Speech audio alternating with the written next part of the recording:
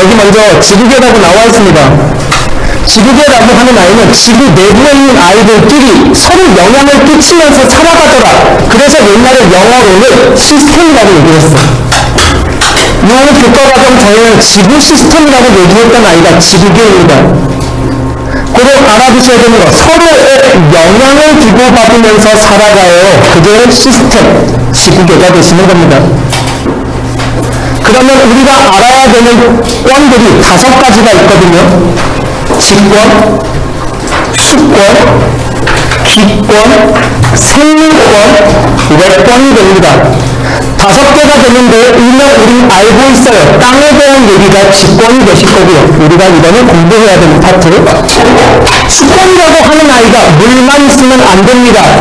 굉장히 많은 빙하라고 하는 아이까지 포함하는 게 수권입니다. 기권이라고 하는 아이는 공기가 있는 권을 얘기하는데요. 이게 어디부터? 네가 알고 있는 바닥면부터 1000km 부근까지입니다.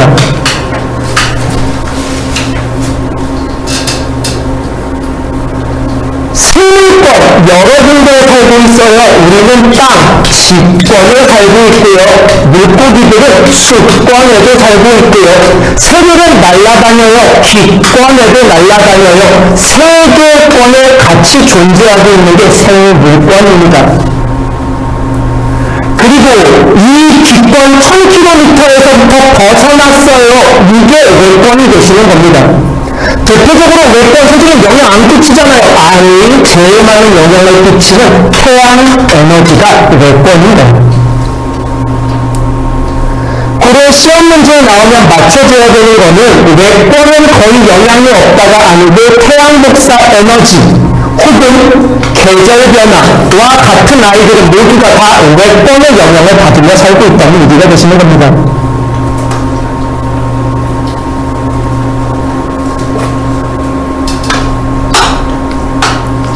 됐으면, 자, 선생님, 오늘부터 저희는 직권에 대해서 배울 건데요. 직권의 구조, 땅속의 구조를 알고 싶어요. 흔히 우리는 문제에서 이렇게 피적 조각을 본 적이 있습니다. 이 피적 조각이 어떻게 이 속에가 생겼는지 알아요? 땅을 파보는 직접적인 방법이 있고요.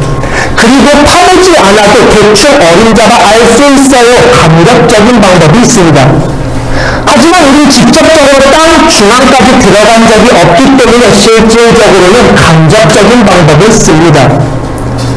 직접적인 방법도 해보긴 해봤습니다. 그게 첫 번째로 땅을 파볼 거예요. 강아지 시추 아니고 땅을 파보는 시추입니다. 땅을 파는 이 시추 작업은 대략적으로 10km 정도까지 들어가고 나서 기계가 멈춰버립니다. 왜? 들어가면 들어갈수록 온도도 뜨거워지고 압력도 높아지고 단단해지기 때문에. 그리고 가장 직접적이면서도 가장 정확하지만 한계가 있다는 얘기가 되시는 거겠죠. 그리고 또 하나, 땅속을 파보지 않은 직접적인 방법, 땅속에 있던 애가 올라오시면 됩니다. 그게 화산 분출물 조사도 직접적인 방법입니다. 땅속에 있던 게 올라와요. 와, 굉장히 좋네요. 아니, 단점, 한계점이 분명합니다. 무엇이냐면 언제 올라올지 몰라. 시간이 굉장히 오래 걸려.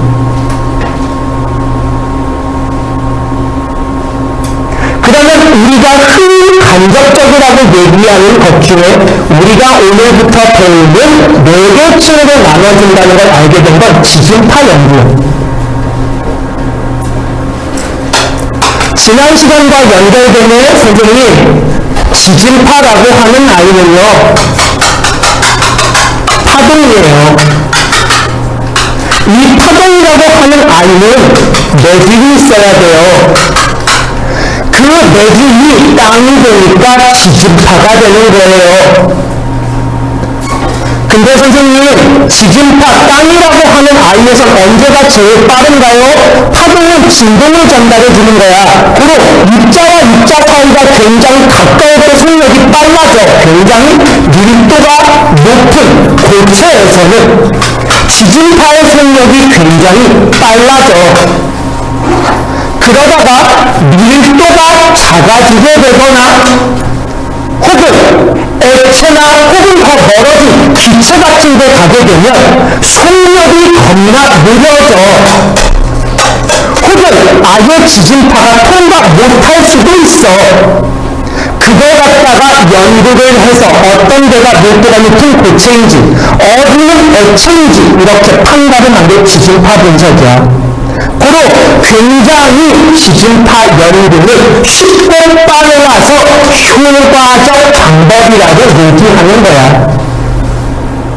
한 번 쏘고 되돌아오는 시간 재세요. 굉장히 빨리 돌아올 거예요. 고로 굉장히 효과적인 방법이 지진파 분석이야. 고로 우리는 지진파 분석을 통해서 시각, 멘트, 핵 중에서도 안에 있고 밖에 있다 그래서 외핵, 내핵으로 4개 층으로 나눠질 거야.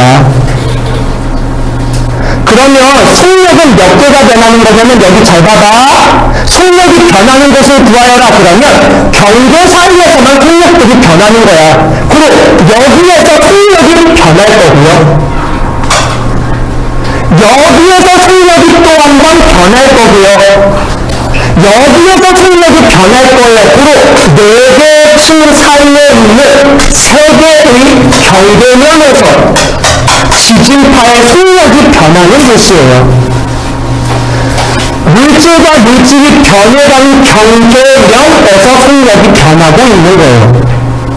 그리고 4개 층으로 나눠져요. 그 이유는 3개의 경계면에서 속력이 변했기 때문에. 그리고 이런 문제 어렵게 나오면 맞춰야 돼. 4군데에서의 속력 변화가 관찰된다. 틀린 말이야. 속력 변화가 관찰되는 것은 여기에서 일로 넘어갈 때 한 번, 여기에서 일로 넘어갈 때 한 번, 여기에서 일로 넘어갈 때 한 번, 3번의 속력 변화를 거치는 거야.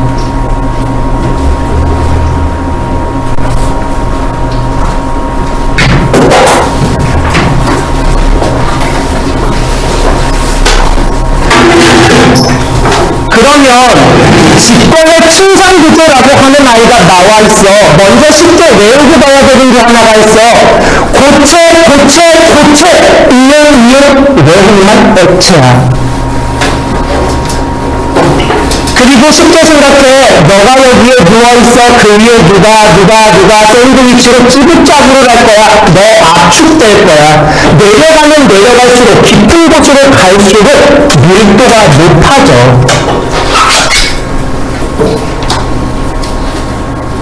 오류를 범하면 안 되는 게 있어. 밀도가 높아진다는 게 두꺼워진다는 얘기가 아니야. 굉장히 압축되고 있다는 느낌을 받아야 돼.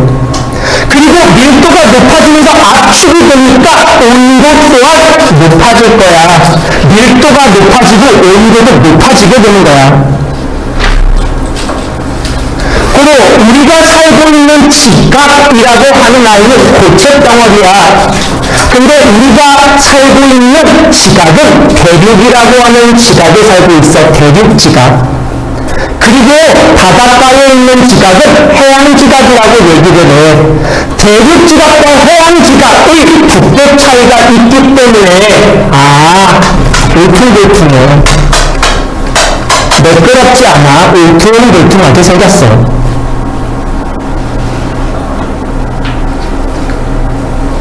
그리고 그림에서 시험 문제에 가장 많이 나오는 것 중에 하나가 이렇게 그림이 주어지고 부피가 어디가 가장 큰지 물어보는 경우가 있어.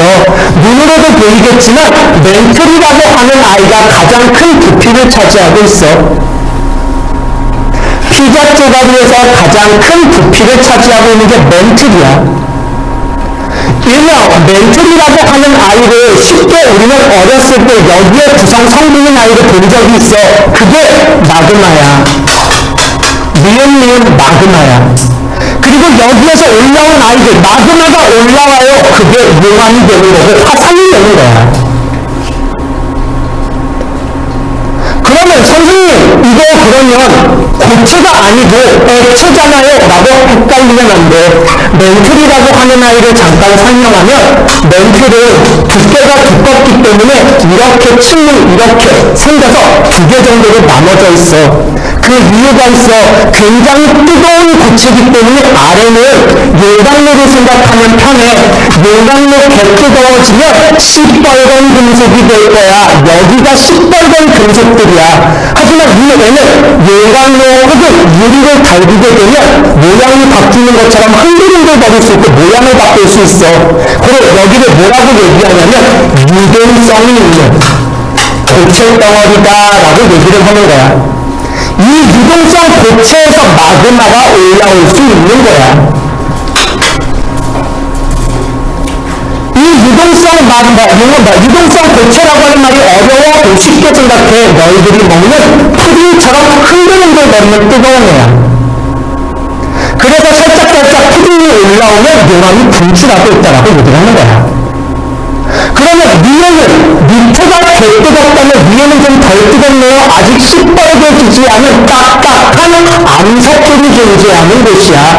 암석전이야. 그리고 멘틀은 부피가 크기 때문에 두 개로 나눠진다는 걸 머릿속으로 생각해야 돼. 밑에는 푸딩처럼 시뻘건 유동성을 가진 고체여서 흔들흔들거리면 얘와 지각이라고 하는 아이가 같이 움직여 다닐 거야. 그게 이따가 배우는 멘틀의 윗부분과 지각을 포함한 아이를 판이라고 얘기해. 그 판이 떠다니는 이유는 멘틀의 밑에 있는 연약선이 흔들거리면서 움직이는 거야.